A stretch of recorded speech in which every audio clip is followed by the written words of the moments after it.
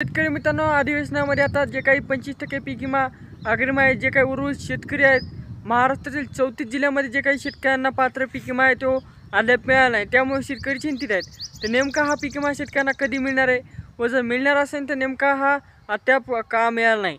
शेतकरी मित्रांनो, आता व्हिडिओ सुरुवात करतो, पण त्याआधी नवीन असेल तर चॅनल सबस्क्राइब करा।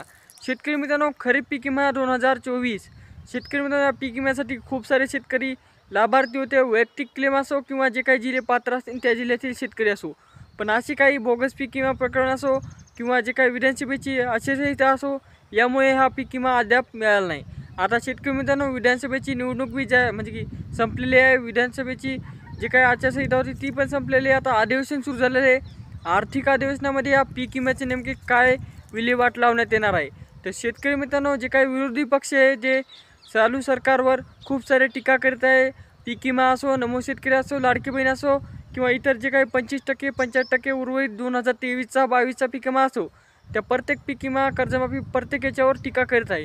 तर शेतकरी मित्रांनो, शेतकऱ्यांना लवकरात लवकर हा पीक विमा जो काही हेक्टरी 32,500 ते 12,500 दरम्यान मिळत आहे ते तुम्हाला मिळू शकतो। व त्याचबरोबर शेतकरी मित्रांनो, राज्यातील 5 जिल्हे हे सुरुवातीपासूनच मंजूर आहेत, ते म्हणजे की परभणी, हिंगोली, नांदेड, छत्रपती संभाजीनगर, धाराशिव व तसेच अकोला, अमरावती।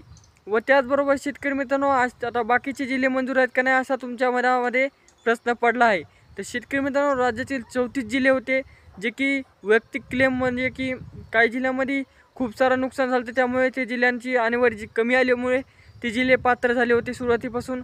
व ज्या जिल्ह्यामध्ये काही गावामध्ये किंवा काही खेड्यामध्ये काय किंवा तालुक्यातील काही शेतकऱ्यांची नुकसान झालं ते त्यांना एक ऑप्शन दिले ते सरकारने, वैयक्तिक क्लेम म्हणजे की तुम्ही तुमची पीक पाहणी करायची होती पीक ॲपद्वारे व तुम्ही तुमचे वैयक्तिक क्लेम हे सरकारला पाठवायचे होते। तर हे म्हणजे की ज्या काही पीक विमा कंपन्या होत्या त्यांना पाठवायचे होते।